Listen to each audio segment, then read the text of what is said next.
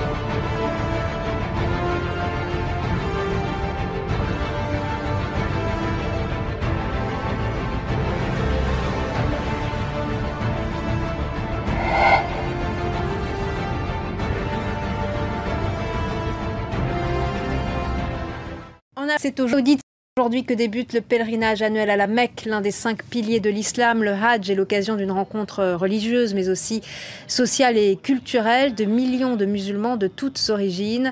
Un événement placé sous haute sécurité. L'an dernier, le pèlerinage a été endeuillé par la mort de plus de 2300 pèlerins après une bousculade. Pour éviter une nouvelle catastrophe, de nombreux hôpitaux sont prêts à recevoir un nombre conséquent de pèlerins. Raphaël Vivant. Dans cet hôpital, médecins et infirmiers reçoivent les premiers pèlerins. Ces derniers bénéficient de soins gratuits. L'établissement Al-Nour est l'un des 25 hôpitaux de la Mecque à s'être préparé spécialement pour la saison du Hajj. Plus de 5000 lits sont prêts à recevoir des fidèles. Mais d'autres mesures ont été prises en prévision de l'afflux. L'hôpital s'est préparé pour le Hajj de cette année en renforçant les services critiques. Nous avons renforcé en particulier la salle d'urgence, les soins intensifs, les interventions chirurgicales et d'anesthésie. Mais nous avons aussi renforcé les équipes de médecins, de spécialistes et d'infirmières.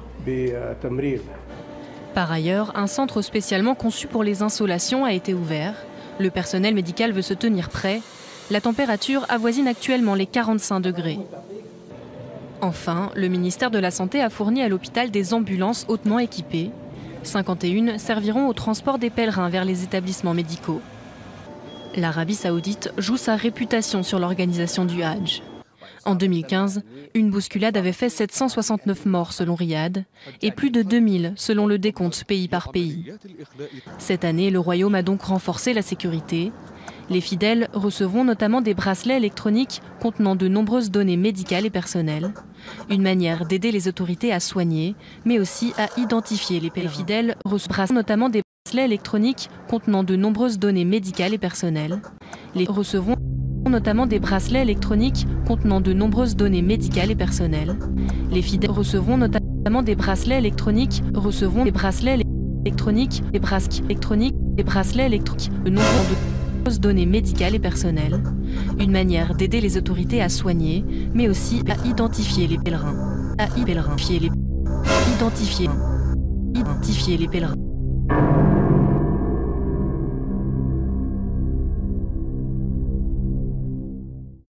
Le pèlerinage à la Mecque à l'heure des nouvelles technologies. Cette année, la mesure phare annoncée par l'Arabie saoudite, c'est ce bracelet d'identification. Un code barre permet à l'aide d'un smartphone de connaître l'identité du pèlerin, sa nationalité et son lieu d'hébergement. Lorsqu'il est fourni par les autorités, ce bracelet contient également les informations enregistrées lors de l'attribution du visa. Ce bracelet d'identification est très simple. Il est très peu cher, il est antibactérien, il résiste à l'eau et au feu. Il est léger afin de ne pas gêner lorsqu'il est porté pendant la prière ou sous la douche. Objectif pour Riyad, équiper tous les pèlerins étrangers, soit plus d'1 million de personnes. Dans la foule qui défile nuit et jour, ils sont déjà nombreux à avoir adopté le bracelet. Si quelqu'un décède, ils peuvent savoir qui c'est avec le bracelet. Ils appellent l'entreprise, ils disent que quelqu'un est mort, ou malade, ou perdu. C'est un mode d'identification, comme un passeport. Ça protège, ou du moins ça donne une identité du pèlerin, ça permettra de pouvoir l'identifier facilement quand il y a effectivement des problèmes, on ne le souhaite pas. À la Mecque, les fidèles ont encore en tête la bousculade qui a fait plus de 1000 morts l'année dernière. Les Saoudiens cherchent depuis à renforcer la sécurité et à améliorer l'organisation du pèlerinage. Au fil des années, le Hajj a pris des allures d'énormes opérations logistiques. Hajj pilgrims may soon have electronic bracelets for protection. Saudi Arabia may be introducing a high-tech safety measure for Hajj pilgrims after a stampede during last year's annual pilgrimage killed more than 700 people. Muslims who flock to the holy city of Mecca yearly may soon be wearing electronic identification bracelets for protection. Personal and medical information will be stored in the e-bracelets, which will be water-resistant and GPS-enabled. The bracelet will notify worshippers of prayer times and use a compass to indicate which direction to face. A guide to pilgrimage steps and rituals will also be included, as well as language support for non-Arabic speakers. Apart from the bracelets, nearly 1,000 surveillance cameras have been installed around the Grand Mosque for added security.